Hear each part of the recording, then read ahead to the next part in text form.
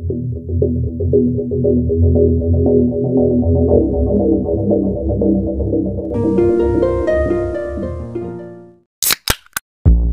everyone, kembali lagi di channel Weekly Crime Stories yang membahas tentang kisah-kisah kriminal nyata dan penuh misteri. Bagi kalian yang menyukai kisah kriminal yang penuh misteri, jangan lupa klik tombol lonceng di bawah, subscribe channel ini agar tidak terlewat kisah yang penuh misteri berikutnya. Untuk kisah yang akan kita bahas kali ini, dialami oleh seorang laki-laki yang dibentuk oleh pengabaian, kesulitan, dan penurunan gelap ke dalam kegilaan. Ia bernama Edward Valery V. Seleznev, lahir tahun 1969 di kota Arkhangelsk, Rusia yang dingin dan keras. Kisahnya yang berlumuran darah dan horor memberinya julukan terkenal sebagai Kanibal Arkhangelsk, nama yang akan menghantui wilayah itu selamanya. Sejak kecil, hidup Seleznev sudah penuh dengan pengabaian. Dikirim ke sekolah asrama dan tidak pernah mengenal orang tuanya. Dia tumbuh dengan rasa terisolasi yang mendalam. Staf sekolah memberinya label lambat, tidak inisiatif dan tidak menonjol, kecuali kecenderungannya untuk mencuri dan kebiasaannya merokok. Dia belajar sampai kelas 8 sebelum keluar untuk masuk sekolah kejuruan di mana dia belajar sebagai tukang batu. Namun, pendidikan itu tidak banyak memperbaiki prospeknya. Setelah lulus pada tahun 1984, dia merasa terombang-ambing, mengambil pekerjaan serabutan hanya untuk bertahan hidup. Rumahnya adalah asrama yang kumuh, tempat di mana harapan adalah barang langka. Selama bertahun-tahun, catatan kriminal Seleznev terus bertambah. Hukuman untuk penggelapan dan pencurian menjadi bagian reguler dari hidupnya.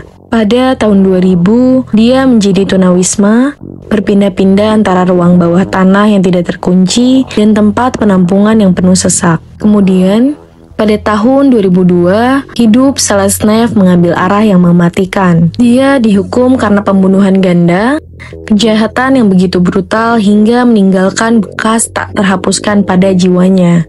Dia menghabiskan 13 tahun di penjara, di mana benih-benih kengerian masa depannya ditanam.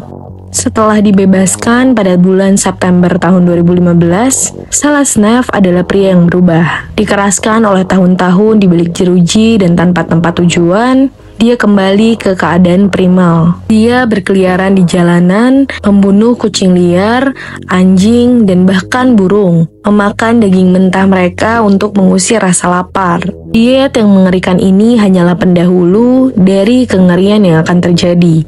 Pada bulan Maret tahun 2016, keinginan Seleznev untuk darah mencapai puncaknya. Korban pertamanya adalah seorang tunawisma yang ia temui di penampungan. Malam itu dingin dan lampu redup.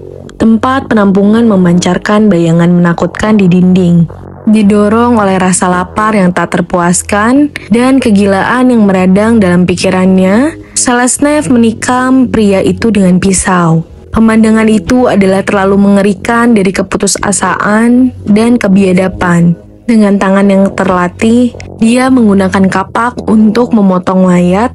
Tiap ayunan bergema dengan finalitas kematian. Tidak bisa mengunyah makanan keras karena tidak memiliki gigi, dia mencairkan sisa-sisa itu dan meminumnya. Solusi mengerikan untuk masalahnya. Bagian tubuh yang tersisa dibungkus dalam kantong sampah dan dibuang ke sungai Voloknitsa. Perjalanan mereka berakhir di perairan yang membeku. 2 tahun kemudian, pada bulan Maret tahun 2018, Seleznev menemukan korban lain. Seorang pria yang apartemennya dia tempati. Kali ini, pembunuh itu bahkan lebih terencana. Seleznev menunggu saat yang tepat, menyerang ketika korbannya paling rentan. Pisau itu berkilau di cahaya redup sebelum menancap ke dalam daging pria itu. Pemotongan dilakukan secara metodis, setiap potongan presisi dan disengaja. Seleznev memakan sebagian tubuh itu. Keinginannya untuk daging manusia kini menjadi dorongan yang tak terkendali. Ia lalu membuang sisa-sisa tubuh di Danau Butigino, akhirnya menelan bukti dari tindakan mengerikannya. Keberanian Selesnev semakin besar. Dia terus tinggal di apartemen itu, menganggap identitas korbannya. Dia lalu mendapatkan pekerjaan di pabrik pengolahan daging lokal, berbaur dengan masyarakat meskipun menyimpan rahasia kelam. Tipu muslihatnya mungkin akan terus berlanjut jika bukan karena kerabat korban yang khawatir. Kunjungan mereka ke apartemen adalah awal dari akhir bagi Selesnev. Pemandangan yang mereka temui sangat mengganggu. Selesnev, seorang penyusup di rumah orang yang mereka cintai, serta adanya daging aneh di dalam kulkas. Kebohongan Selesnev tentang korban yang pindah ke Saint Petersburg sangat tipis. Kecurigaan mereka tumbuh ketika mereka menemukan paspor Selesnev dan kartu bank misterius.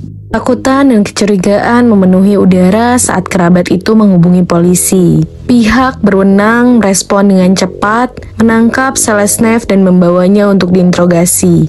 Di ruang interogasi yang steril dan dingin, fasad Selesnev runtuh. Dihadapkan pada pertanyaan tanpa henti, ia lalu mengaku sudah membunuh 3 pria dan setiap kejahatan lebih mengerikan dari yang terakhir. Penurunan ke dalam kegilaan dan kanibalisme yang mengejutkan, bahkan detektif paling berpengalaman, ia mengungkapkan bahwa dia telah mengembangkan keinginan untuk daging manusia setelah mengonsumsi hewan dan mengklaim bahwa suara-suara telah memerintahkannya untuk membunuh dan memakan manusia. Meskipun klaim ini, evaluasi psikiatri menentukan bahwa dia waras dan sepenuhnya sadar akan tindakannya. Sidang Selesnev dimulai pada tanggal 13 Januari tahun 2020. Di tengah hiruk-pikuk media, ruang sidang penuh sesak, udara tebal dengan antisipasi dan ketakutan. Sejak awal, Selesnev menarik kembali pengakuannya, menuntut persidangan juri yang ia harap keajaiban, dengan secercah keraguan yang mungkin menyelamatkannya. Sidangan itu pun penuh drama, dengan kesaksian grafis dan bukti mengerikan yang disajikan kepada juri. Ketegangan terasa, setiap kata dan gerak-gerik diperhatikan oleh publik dan pers. Meski berharap, juri tetap mengklaim Selesnev bersalah. Putusan cepat dan final, yaitu penjara seumur hidup di koloni rezim khusus, bersama dengan restitusi besar kepada keluarga korban. Saat hukuman dibacakan, ruang sidang meledak dalam campuran kelegaan dan kengerian. Selesnev, pria yang dulu tidak dikenal di jalanan, kini menjadi simbol teror yang tak terbayangkan. Kisah Edward Valerievich Selesnev adalah pengingat mengerikan tentang kegelapan yang bisa berada dalam jiwa manusia. Namanya Cannibal Archangels. Akan selamanya terukir dalam sejarah kriminal Rusia, legenda kelam yang lahir dari kehidupan yang diwarnai pengabaian, kelangsungan hidup, dan tindakan mengerikan. Terima kasih semua teman-teman. Jangan lupa dibantu like, comment, share, and subscribe untuk kalian yang menyukai kisah-kisah misteri seperti ini. Tunggu juga ya kisah misteri episode berikutnya. Terima kasih.